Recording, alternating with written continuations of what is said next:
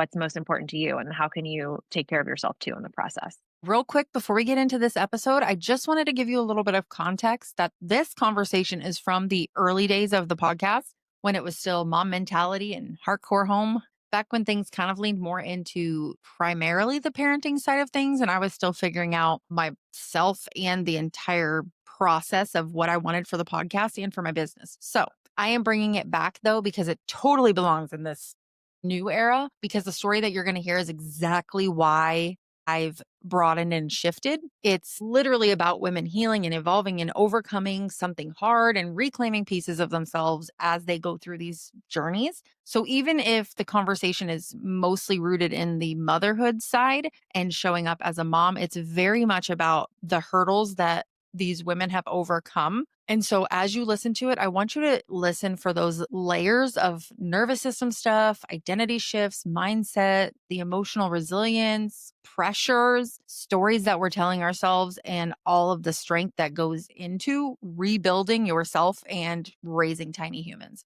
This episode still matters. It's still powerful and it absolutely belongs here. So let's get into it.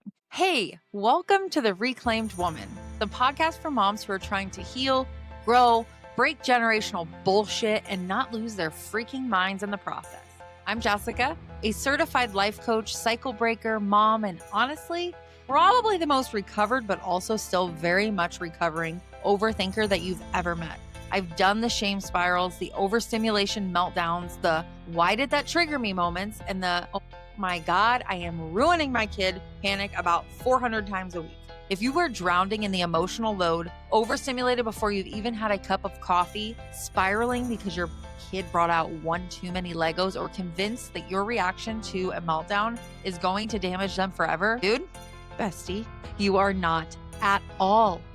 Around here, we talk about all the shit underneath all of the shit, yours and theirs. The nervous system overload, the generational wounds that sneak up at 8 a.m. for literally no reason, the emotional landmines that you step on while you're just trying to make breakfast, the patterns you're trying so damn hard to break, even when you have no idea what you're doing. There are zero perfect aesthetic mom vibes here. Absolutely not.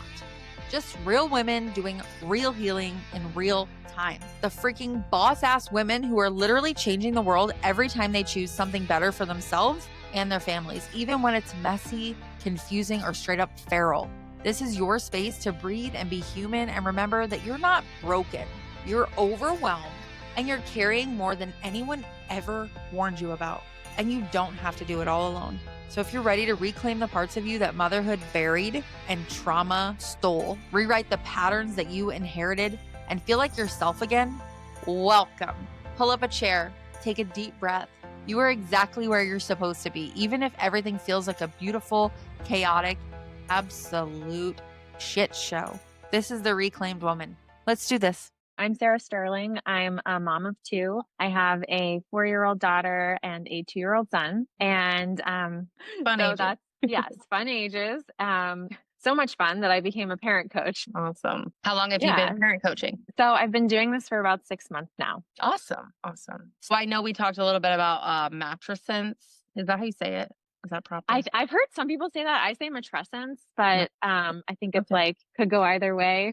Okay. So can you explain a little bit about what that is for people who may not have heard it? Because I've actually never heard that term before. And I was like, why haven't I heard it? When I looked it up, I was like, you would think I would hear that, but it was something new for me. So yes. So I think it's one of those things that when someone hears the word matrescence and then finds out what it is, it kind of shifts and changes everything for them and explains so much. So I won't hold you in suspense any longer. It's the identity shift of becoming a mom, sort of like how adolescence is the shift of like, a teenager kind of becoming an adult, growing up. Like matrescence is the shift of becoming a mom. And it's really on every level of being. It's hormonal and physical, obviously, particularly with like brain changes that actually happen, but it's also cultural and social and economic, unfortunately, right?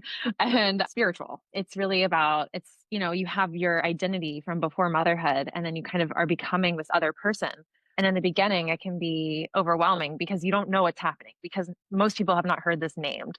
So you start to try to cling to, like the idea that you need to be the same person you were before you were a mom, but you're quite simply not. And it's, leaning into that and like accepting and embracing that change. Right. Yeah, I never knew there was like an actual term, like I always knew there was like that shift and people talk about the shift, but I had never heard the actual term for it before, which is cool. Yes, and there's a quote that I love by her name is Dr. Arlie Athens. She's a leader in this matrescence field, and she says, "Words create worlds." So, you have this word, and it really does create a whole new perspective on your experience of becoming a mom. Yeah, I love that because actually there's like all this talk around mental health and labeling and this and that.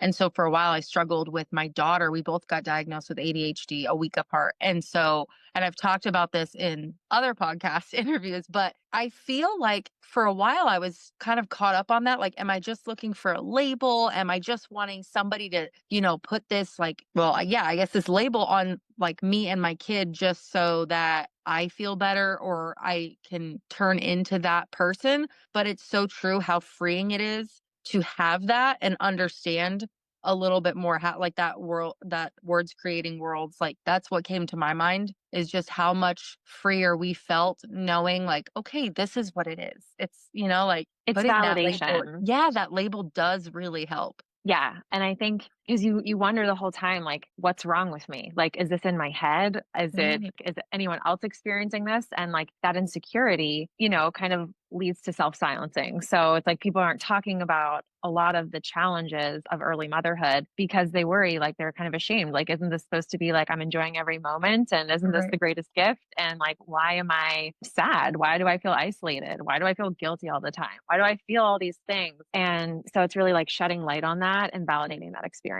Right, and I think it almost can go the other way too of like, well, we know it's hard. No one wants to hear about how it's hard. They already knew. We knew it was going to be hard when we went into this and we chose it anyway, like that like shame spiral of like, yeah, Yes. it's hard. Nobody cares because we all know motherhood's hard and it's fine, but it's like that blanket statement of hard when all of our struggles are so uniquely different and also so similar.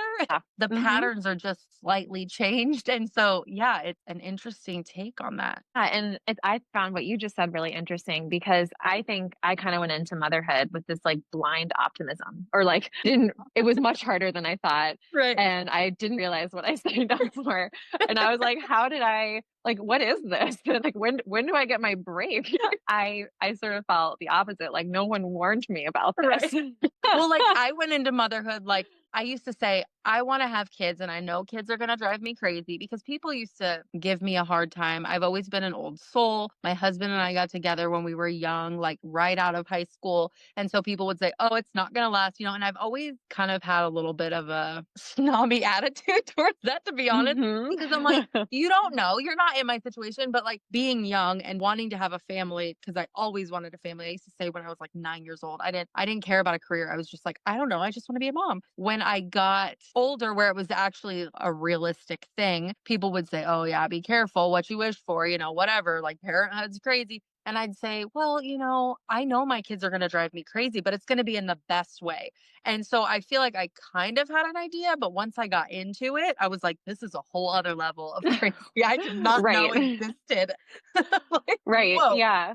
Yeah, so I think Mhm. it's blindsiding no matter what, because unless you go through it, you really have no idea until you're in your specific situation too, because, we know they're all so different. Yeah. I mean, like, even just like having 2 kids now, it's like you have 1 kid and you think like this is what it's like to have a kid.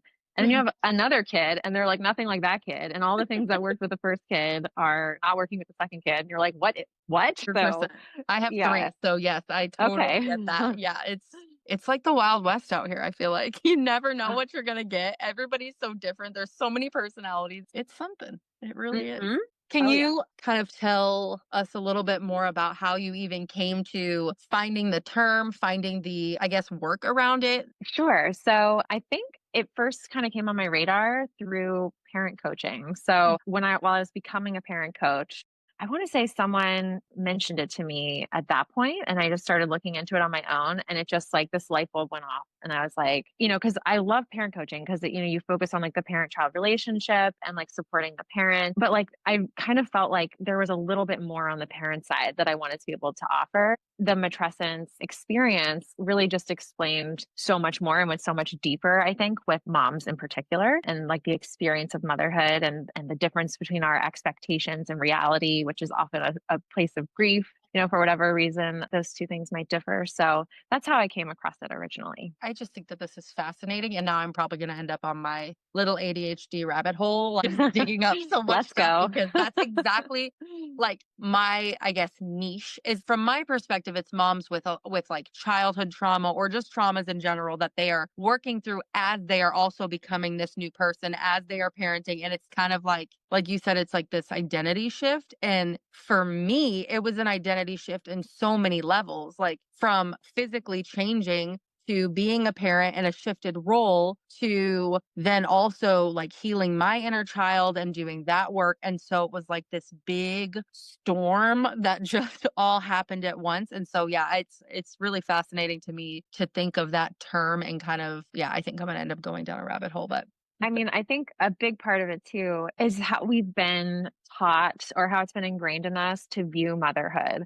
Often, like motherhood equals martyrdom, right? Like the self sacrificing mom, the mom doesn't take a break. She's always working, whether she's a stay at home mom 24/7 or, working mom, working and then momming every other hour of the day.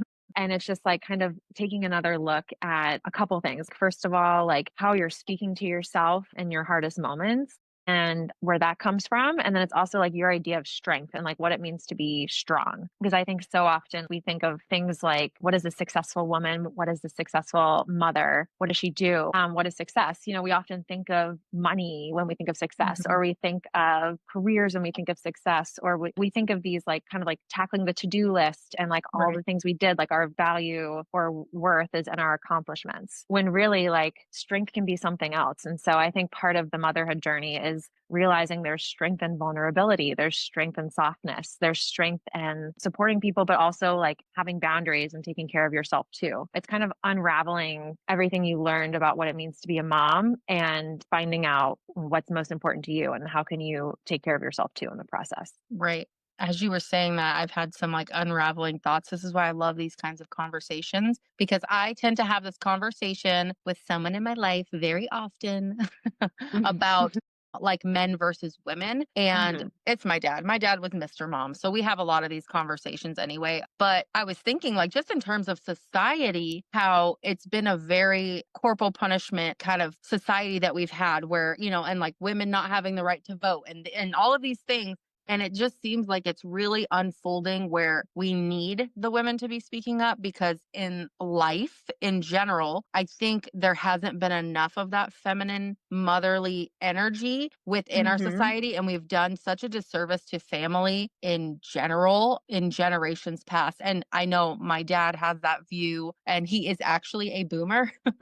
Mhm. And so him and Okay. I have talked about that like different mentality. He's like, this is a boomer mentality. He'll say that, like you have to give up everything. You have to give up everything. And while I get what he's saying, I'm also like giving up everything doesn't mean sacrificing yourself. It means, yes, if someone's going to eat, right? Like you want to make sure you're feeding your kids or like, yeah, you might wait longer to get a new pair of shoes because your kids need shoes. And that stuff makes sense. However, it doesn't mean that you never get the shoes. It means that you find a way to find that balance. And yeah, you're going to take care of your kids first, but you have to find a way to take care of yourself in that. And so I've been trying to like work around that, like when we have those conversations, because I'm like, it doesn't mean like you get like hit by a bus and you just stay down forever. It just means, okay, like this is the immediate thing because it's your kid. They have that, but you also need to find the way to work all of that in together. Yeah. I think it's not just as moms that we've said that it's like kind of what our society has really put on us for so long. And then the lack of that femininity within our culture. I think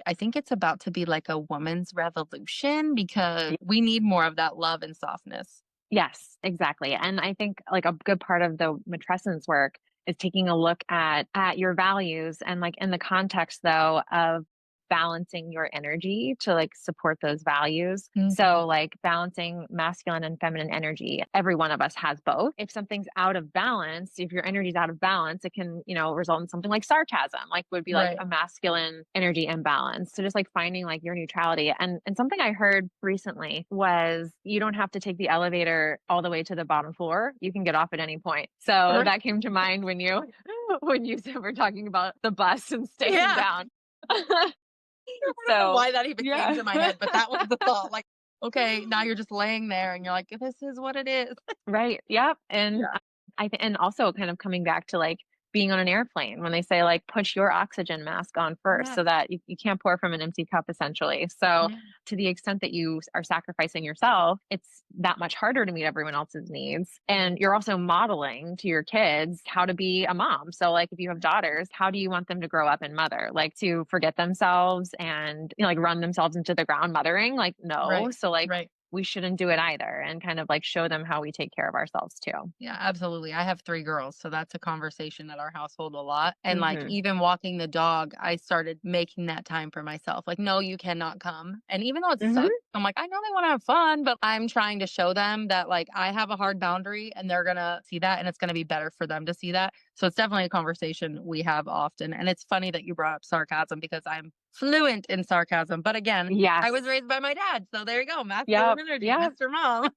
Yep. That was my And primary household. yeah, and sarcasm is also like kind of a coping mechanism. Like we turn to humor when things are hard and it's okay, but also kind of look beneath that and think what do I need right now that I'm not getting that's making this come out like this? Yeah, mine's often more just, like, teasy now, but, like and, I relate to that, and I find reflection in Friends, the show, Chandler, because he's very sarcastic. I'm like, "Oh, I'm a Oh Chandler." Like, yeah. "Okay, I get it." Right. He's sarcastic and he's self-deprecating.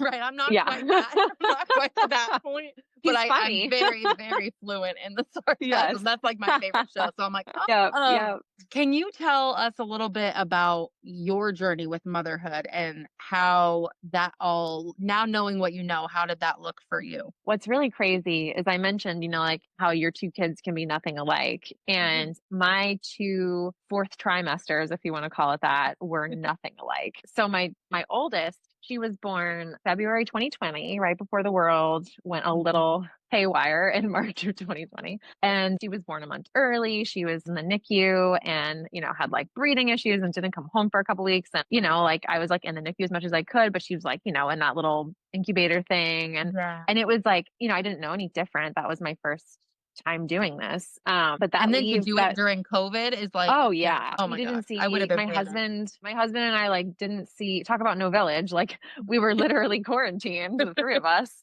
6 weeks into parenthood. And so that was a tough time, to put it lightly. And through that just working through early parenthood, I dealt with so many things that I hadn't expected in terms of balancing our relationship, which, I was on maternity leave for 12 weeks and he had 2 weeks of paternity leave, which, is pretty standard in corporate Mhm. America. So, we like started out the first 2 weeks, like, waking up together and like watching The Office while I was pumping and he would bottle feed her and then I clean all the bottles and we go back to bed and it was fine. Then he had to go back to work. And I found myself when he would walk out the door just being like so resentful. Like, because he's just like going off and like have his like normal day. He's like back to normal where I'm still like not I'm still bleeding, not okay physically. And he's off to work. And our daughter like couldn't latch. And so we had like all these like tongue tie issues. She didn't sleep. It was like a rough time. And then like compare that to when my son was born a couple years later and like a post-COVID world. And it was, summertime, it was nice out. And I had this like explosive creativity burst kind of thing and like totally like transformed as a person and like reconnected to who I was pre-childhood. It was crazy. Like it was like a renaissance in my life. Like it was like suddenly I wasn't like myself pre-motherhood, but I was like my original authentic self. And like I Mhm. don't know if it was specifically being postpartum with him or if it was just being on he was also like an easier baby. So it was just a really different experience with him as a newborn. But it's kind of like you don't know what you're gonna get in terms Right. of your kids or your, postpartum experience. Yeah, I actually just had my tubes removed. Actually, at the time of this recording, it's been a week. So Hey. I got to the point like when I had my third, literally, my husband and I were like, he's like, "You've never been this good postpartum." I was like, "I feel great. It's amazing." I felt magical. And then 6 months postpartum hit, and it was like being hit by a bus again. Oh And gosh. it was the hardest postpartum I've ever had. Granted, I've never worked before, so I also work for a school from home, and I homeschool Mhm. my kids. So I was like, I don't know how to balance this. We got a puppy a week before I found out I was pregnant with her, and he's insane and ill trained because I couldn't do it through my whole Mhm. pregnancy. And Right. so, like, I was a loon all the time. My mental capacity was shot. It's so different for each one because, like, I felt pretty good with my second. I always struggle with a little bit of depression. It was pretty normal, but I did okay with my second. My first was good for the most part. Getting out of the house, being a stay-at-home mom was kind of hard on me, so we had to start getting out. But like this last one, finally I was like, if it keeps getting progressively worse each pregnancy, we're gonna stop here because I don't Yeah. want to disrupt my whole family yet again and put that on everybody. Mhm. So yeah, I finally had to, like, in my head, like, in my heart I would have a million babies, but like in my head I was like, I can't go through that again because it was seemingly so amazing. And I had the summer off because she was born in April. I went back for 4 weeks. Then I was like, oh, this will be good. Then I have the whole summer off to spend with her. And when school came back, it was wild, like trying to find that balance. And like, and I completely understand the resentment stuff too, because my husband's been the same way where like he doesn't get much time. And so then it's like, I don't want to wake him up because I'm like, I know he's got to get up and go do a physical job. He's a mailman. And so I'm like, Mhm. I don't want to wake him up. But at the same time, I'm like, you should get up too. Yeah. Oh, totally. I don't know if you've heard this, but and I just thought of this when you mentioned like how things kind of like imploded 6 months postpartum. But I recently learned it takes 2 years, up to 2 years for your hormones to regulate after childbirth. Yes. So my youngest is 2.5. And I honestly feel like a few months after he turned two, like something kind of lifted. I was like, what? Where am I? Who am I? What's happened? Like I was Right. like back. And I swear there's something to that. Just because like the first couple of months might be okay. Like you really have a couple years before things are like Right. baseline again. So you kind of don't really know what's going to play out. And I think people Yeah. kind of like don't think about postpartum as being such a long period, but it's not just that fourth trimester, 3 months postpartum, it's Mhm. really like a couple years. I always view people as being postpartum. Like if you've had a kid, you're postpartum for the rest of your life because like Yeah. the reality is, like you said, it does change you. So I always view it as that. But like with my others, it had happened and I could tell it was happening. And this time I was like the best version of myself. I was making smoothies every day and I struggle with consistency. So that was a big deal. I was like, yes, look at me, I'm healthy. And then it was like, bam. And so, yeah, I do know that. And like my youngest is now 19 months and that's the thing, we're getting to that like lifted phase and I Mhm. can feel like I'm like I see the light at the end of the tunnel and then I was like maybe I should have another baby and then I always wanted four and I was like but this happens every time, Justa, Mhm. you get to this point you're like I could do another and then it happens and you're like whoa, what did I sign up for? So I was like I just need to make the decision to force myself to be done. And so that's when Yeah. we went into that whole like surgery decision because I was like, Mm. especially with ADHD, I don't think that's something that's talked about very much either. Is like I would have kids like potato chips. I would just keep having more because it's exciting, it's new. I love them. I want to be a Right. mom. I'm a bit, like I love Yeah. babies. I love being there for them. I love big families and the community of my little village. Love tiny people. Like. Yeah. But it's like Mhm. I was like I know myself enough to know like I need to force quit right here where I'm at. So you had said you had a state of burnout. What did that all look like for you? It looked like just kind of being directionless. I hit a point like maybe like a year postpartum with my son where I was so tired, like, because I just never stopped. Mhm. And I was, either like working or with them. And then I was just kind of like, what am I doing? And like, what am I doing it for? And I almost felt like I was lacking purpose or direction, like I didn't feel like I was living intentionally. And I suddenly started to think my kids are watching me and I'll be like an example of adult life to them. And like, what do I want like my legacy to be? Like, how do I want them to live their lives? How am I going to help them find their passions? And motherhood is a purpose of mine, but I wanted more purposes, you know what I mean? Like outside Right. of motherhood, and ended up actually on this whole path to becoming a coach about motherhood. So I didn't get too far from motherhood. I had this person reach out to me through like DMs on social media, and it was a life coach, and she was like offering a free session, and I'd never talked to a coach or met with a coach. So we have our first meeting over Zoom, and she just goes, like, tell me like what made you decide to meet with me. And I like opened my mouth to start talking, and like I just started crying. And I was like, I was like joking. I was like, I'm so sorry. Like, I don't know what this is about. We just met. This is our first. I'm like, I don't know why I'm like trying to talk to this stranger on like Zoom and like crying to them over like a simple question. But yeah, I think like burnout for me just showed up as like, I wasn't really being the mom I wanted. Like I was struggling to like show up as like I was trying to gentle parent, as they do on Instagram, and it wasn't going well with my toddler.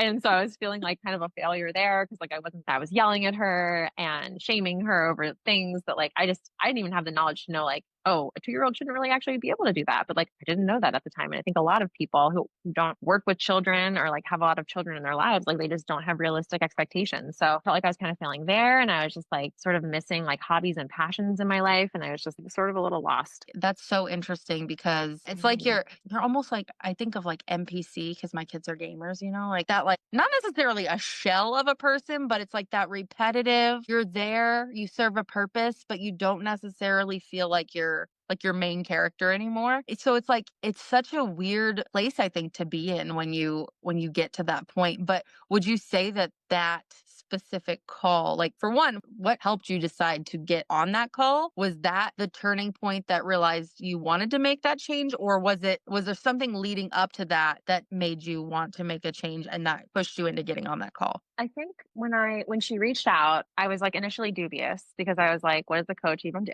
But I was curious to find out more. And I also had felt for a long time, like really going back to college, I'd felt like I just wasn't passionate about anything, or like I didn't know, I wouldn't have said like I knew what my purpose is in life. And I would have maybe heard people say that, and I would have kind of like rolled my eyes and been like, purpose, like just live, you know what I mean? Right. Like that's not But real. like, Come on. right. Yeah. Like that's not Right. real. You're asking too much. You have unrealistic expectations. But I always just kind of felt like I was like missing something, I guess. And I like wanted to find out what it was. So like a little bit of like curiosity, self-discovery. I worked as an accountant also. That was like my career training. So it's like very left brained, but I was always this like creative person. And I just felt like I was like out of touch with a big part of who I was. And I kind of wanted to like find out who that was. And so that's what led you to that call. Like when they pitched that to you, you were just like, let's see. What can Yeah, it I hurt? was like, "It's free." Like, I'm kind of curious. And that's why, like, because I didn't have this like burning desire to meet with a coach, like it was just kind of like a why not? I think that's why I was so shocked when we started out the call and I was just like choking.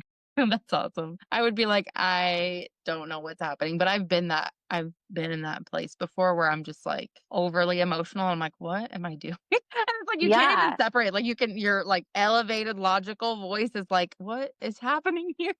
Like, right. but Yes, that like that voice lower was part of very your brain is loud. like, we're done now. Floodgates are open. That's it. Yep, and totally what happened. And I think also like one of the things that is like so sacred about coaching is just having that dedicated space, like where someone holds space for you. And like I didn't really even understand what holding space meant prior to, being coached and becoming a coach. But often we are just like go, go, go, go, go. And we don't stop to like consider how we're feeling. We just like shove our feelings down and we just keep going because we have so much to do. But we don't think about like what do we really want? I've come to realize when I just don't like someone or like when I'm resentful of someone, it's probably because like they have something I want or they're doing something I wish I could do that I told myself I can't do. And so like I've been able to like connect with like what is it that I want? But until I had that moment with this person who was just listening to me and everything is stopped and someone's just listening to me. I think like a big part of me was like, someone's listening to me. You know what I Right. mean? Like I almost feel like I never like, no, this doesn't happen. Right. Like grown up conversation, they're actually paying attention. It's like I'm having an adult conversation. Yes. So I'm a person of faith, and it makes me think of like, when people talk about envy, I had discussed this a long time ago on Instagram. I was talking about envy being saying it can be healthy if it's in an inspirational way, but it's the purpose of saying envy is a sin is when it's consuming you and making you resentful and hateful towards other Mhm. people. And so in that coaching, that's one of the things I also was able to really get a better grasp of is like, what is my mind trying to tell me? Like, where is my direction? And I think a lot of those things that we like kind of succumb to are really supposed to be more directional. It's like anger, like anger is an emotion that's there for a reason to motivate and move us, but some people Mhm. get stuck in the anger and that's where it becomes that problem. And it's the same concept with the envy that like thinking in terms of moms, like when you see other people and you're whatever jealous of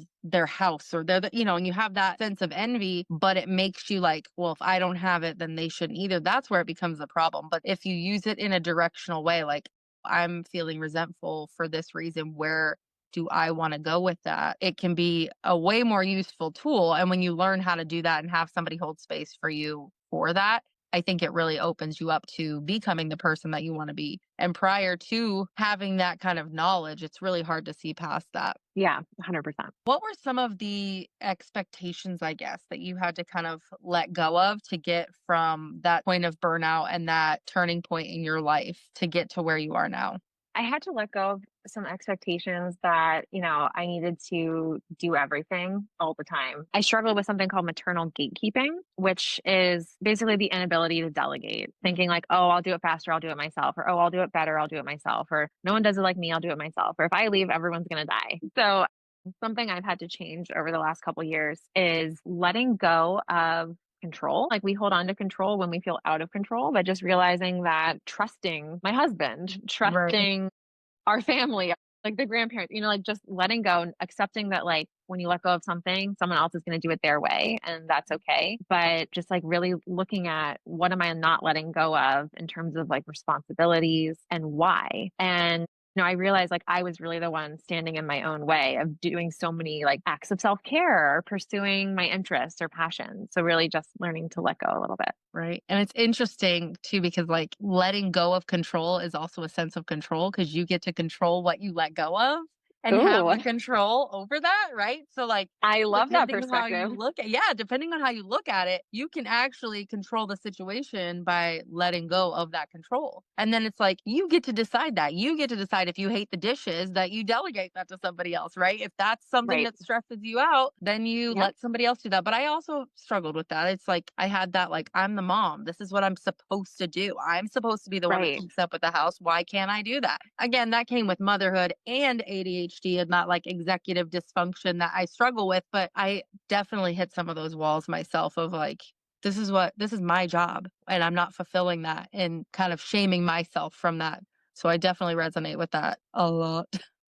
Yeah, and you just saying, like, talking about hitting a wall, like, there's something in my matrescence coaching, like, we talk about called the maternal wall, which, is basically, like, unrealistic expectations kind of, like, lay the foundation of motherhood, and so someone I forget who said this, but you hit the maternal wall most women hit the maternal wall long before they hit the glass ceiling, because it's just a matter of, like, not having adequate support and thinking, like, you make a choice, but it's really like you were forced into a choice. Like for example, like someone has passed over an opportunity for a promotion at work because, like maybe it would require travel or maybe it would Right. require things that someone assumes like a mom's not going to want to do. So like there's that. Or maybe like you step away from your job because you're struggling to balance working and motherhood and perhaps your health is declining. So like you leave your job, but like was that really a real choice? Because like you've had to work on your health because like your health is declining. So like it's like this false conception that there's like choices sometimes when Right. really you've just hit what's called the maternal wall, which can manifest in so many different ways for different people. I love the way that I love that saying that it's very, very true. Like, I know I've had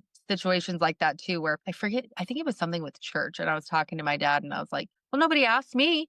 And he's like, yeah, but they probably assumed because you had the kids. I'm like, well, I'll decide that. I'll Right. decide Yeah. that. Like, give me the option to say no at least. And I've said that a lot of times in my life. Just Oh, yeah. acknowledge me and give me the option to tell you I Hmm. don't want to do it. Come on. Yeah. Like it's like people kind of think they're doing a kindness, but really they're just taking your choices away. Right. Right. Yeah.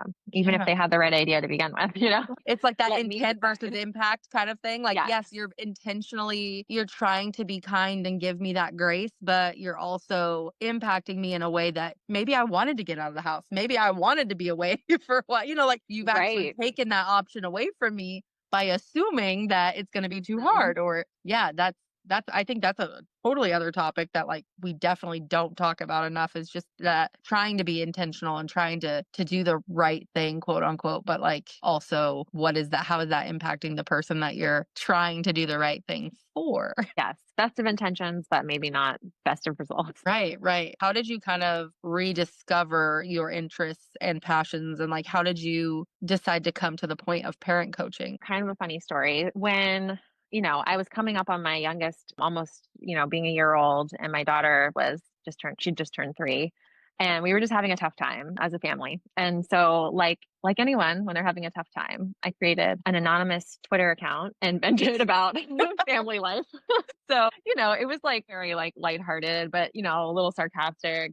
So we have that language in common for, irony, or like funny things my kids said. And when I was little, I used to love to write, and my grandmother was a writer. She kind of had her own like second act, like after she got divorced in her 50s, and like went back to school and became a writer for a newspaper in her city where she lived, and like always had like the cleverest things. And she always really encouraged me to write. And when I was 10 years old, I wrote like 100-page novel that was kind of like a ripoff on Harry Potter, but you know, it It was was mine. your And so I always had meant to write again, but like like I would write things for school, but like, academic assignments. And then like after I graduated from school, I never really did that. And I always kind of meant to do that again. And so Twitter kind of became, I know it's called X now. Twitter sort of became this like it will outlet always for be Twitter. me.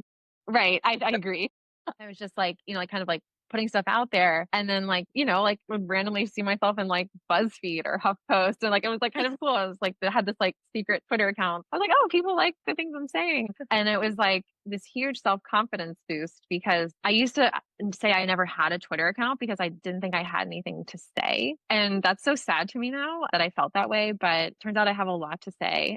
So I would say like moments of just kind of exasperation, just wanting to, like have like an outlet, like in a place where I was anonymous, so I wouldn't be Right. judged, or I would be judged, but maybe no one would know it was me. So I just like started writing, and I just like had so much fun with it. I was like, I love this writing. And it was actually through that account that the life coach had reached out to me, because she probably saw this woman clearly in need of coaching, like complaining about every aspect of family life. She's like, wow, she's like gonna be an Oh girl, easy you need the yes. help. Let me help you. Right. So through working with her, that's how she brought up parent coaching. Like I never heard of it. And that was interesting to me because like I was pretty deep on like parenting Instagram, following all the like gentle parent accounts and feeding your kids accounts and like all these things. I'd never heard of parent coaching. I started researching it, and I was like, you know what? Like, I don't know if I could do this, but at bare minimum, maybe I could stop yelling at my poor little 3-year-old who's, clearly like I'm not showing up how I want. I was like, at minimum, I will hopefully at least take something away from my family from this training. And like I had never really, I've always been a very risk averse person. So it took me like months of deliberating, like, would I sign up for this training? And in the scheme of things, like that kind of opened a new door of just like taking a chance on myself. It's kind of like starting with one place of, I had always wanted to get back into writing, and it was like something I did when I was little. And so I started there, and it just kind of like one step led to the next step. And then turns out I love coaching, and, it's hard to get a business off the ground, but I've kind of got, like a thing going now, a Right. few clients and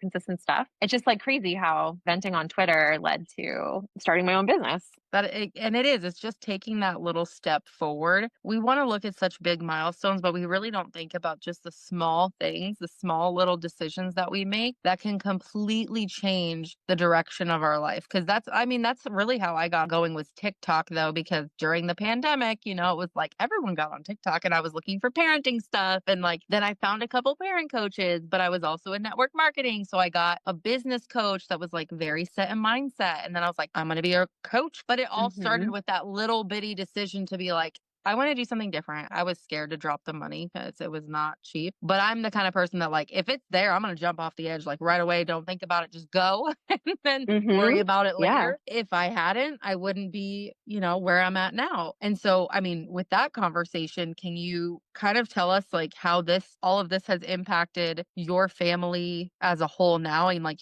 your relationship with like your spouse and your kids and everything, like where you're at now? Yes. Even if I had ended up deciding I didn't want to coach other parents, the investment was absolutely worth it because through learning about emotional intelligence and empathy and how our bodies are physically reacting to like certain things in parenthood that trigger us and like put us in that fight or flight state. I think it's been truly transformational in terms of really understanding who I am and why I react to certain things the way I do. And I recently read something which really resonated, which was that oftentimes when our children are struggling, coaching or therapy for the parent has equal or better results than actually coaching or therapy for the child. And I've seen that in my own family. Like my husband hasn't, I haven't coached my husband, Same. at least not officially that he's aware of. But I think he's seen me, he's observed me doing certain things that work well with the kids to get them to cooperate more easily or, get them to be more, have more fun, be more playful, like have a happier day to day. And I've seen him kind of replicate those things sometimes. And, inside I'm like, hee hee. Not only does it is it contagious, but I've also changed the way that I communicate and I've become more aware of my needs behind my behavior. And that's de-escalated a lot of conflicts that my husband and I could have had. Of me coming from a place of lacking because, oh, like he went to the gym and I didn't go to the gym. And so now I'm resenting him because he went to the gym. But really, like, why didn't I go to the gym? Like, I was in my own way for that. You know what I mean? So I kind of like understanding, like, I always thought I was an emotionally intelligent person. I've come a long way. And I'm not going to say I wasn't one, but I have grown so much in that. And I think it's helped not only like me as a mom, which in turn has helped my children, but it's also helped our relationship just for me to be more cognizant and conscious of like making sure my needs are met in our relationship too. When you look back on that shift that you've had through motherhood and how you've changed as a person, taking time for yourself and putting more on the line for yourself and also for your family, what are the biggest changes you've seen from prior to having kids and now, and then like into having kids and that shift, and then into, I guess, kind of betting on yourself and moving Mhm. forward in your purpose and passions? I think for motherhood, I feel like up until that point, I was just kind of following some generic blueprint for life, you Hmm. know? It's like the narrative when you're little, like, okay, like you're gonna, work really hard in school and then you're gonna go to college and work really hard there. And then you're gonna get a good job and work really hard there and build your career. And then you're gonna get married and then you're gonna have kids and you're just gonna do everything. Like Yeah. it kind of ended though with the like get married and have kids and then like really no guidance on how you are married with kids and have this big job and do all these things. It just kind of ended with that. So I'm just sort of like following along this like plan that had been kind of laid out. And to be honest, like I never really thought about what it would actually be like to be a mom. It's just like you kind of see like in the movies, well, this is the American dream. This is the ultimate thing. The get married, have a couple kids, get a dog. Although I married someone allergic to dogs, so we don't have a dog. And, like I'm just kind of like following this plan. And then as I've achieved all these things on the list, the degree, the job, the husband, and now the kids, I'm just kind of like, what now? And I think that's kind of where, as I'm talking to you right now, I feel like some things are clicking actually, Right. because it's like you have this blueprint, but it kind of ended there. And so then I was like, now what am I supposed to do? I have all the things Right. and I did all the things. And again, like coming back to the matrescence, it's like often mom's experience, and I think dad's experience too, like this shift mentally of from me to we. It's not just about me anymore. It's like there's these other people. And I grew up in a family where like my mom stayed home with us. And, she started working once we were both grown and out of the house. But like I was kind of like in this uncharted territory where I was still working and I was a mom. And how was that supposed to look? Like, that's not what was modeled to me. Like, growing up, I Right. had one friend who had a mom who worked, and her parents were actually divorced. And so it was just like, it was a totally different dynamic. But like, I didn't see that growing up. So I think a lot of us trying to balance it and do it all, like, there was no blueprint for this. I just saw myself like not showing up how I wanted and just felt like I was kind of failing. I was like, making some sacrifices professionally, working less. Like I used to work like all the time, like late nights and weekends. And then once I had my daughter, I would still like work after she went to bed. But then once I had two kids, I was like putting them to bed until it was time for me to go to bed. And I was like, well, what gives? So I just, had to like sort of felt like I was failing there at work because I was like not the worker I used to be because I literally couldn't be. And so I think I just had to take a really hard look in the mirror and get really intentional about how was I spending my time and what was I modeling. As you were talking, it made me think of there's this book by Sean Aker and it's called The Happiness Advantage. When I was in network marketing, he had done a training for us. And one of the things he had talked about was that we use happiness as like this milestone or this kind of like yardstick for where we need to be. But like you said, you got to the point where you were like, I have all this stuff. So what now? And it's like truly finding the joy in the journey because we think that happiness is like on the other side of that next thing. When the reality is, once we get there, we just change the goal. Like, I'll be happy when I get to here. Okay, now I'm here, but I'm still not happy. So maybe it's when I get to here. And so that was one of those things that was really eye opening for me because I used to think in terms of that like a lot. Like, if I do the right things and I check the right boxes, then surely my life will be what it's supposed to be. You know, white picket fence, that whole thing. And that's what I thought I was going to have. I don't even have a fence now where I live. Me neither. I don't have a fence. I mean, I would love one, but I don't. But like, Yeah. that's where I Fences thought are I really would be. expensive. Right? And so I had this like vision of like when I'm a stay-at-home mom, I'll have all the money, so I'll have all the things. So when I stay home, I'll be able to be the mom that like sends her kids to school and then goes and gets their nails done and cleans the house and it's all perfection and they have the big yard and and it did not happen like that. And now I homeschool and it's a whole other thing. We really do look at it in terms of the specific milestones that have been set to us. And if you want to talk about taking away choices, that's kind of one of those things. It's like these conditioned thoughts of what it's supposed to look like. And then when it doesn't and we're not happy, we think that there's something wrong or we've done something wrong when the reality is it's a picture that's been portrayed to us that we just inherited from somebody else and not realized it. And that's actually in matrescence coaching called the maternal mandate. So you're describing all these things that have It's real like I names. should just be a matrescence. It's like, did you already do the coach training? Yeah, it's the maternal mandate is basically like if you're a woman, then you need to be a mom and you need to love every second of it. And if you have a kid, oh, you need to have at least two kids. Like you can't stop there. And then like, oh, like, it just kind of keeps going with what we Yeah. expect of women. How did, I guess, vulnerability play out in that? Like, was there a sense of vulnerability that you had to have to say, this is where I'm at and this is where I want to be? Or what did that look like? I basically realized that I had been living a life where I could avoid vulnerability like at all costs. Essentially. So, even when I created that anonymous Twitter account and was just like putting funny, lighthearted stuff out there, I felt so afraid of like someone just like rejecting something I said or judging me. And I realized I'd always made like very safe choices. And actually the coach that I had worked with, the life coach, had made this point to this effect that basically like we have different parts of ourselves and like, none of the parts are good or bad.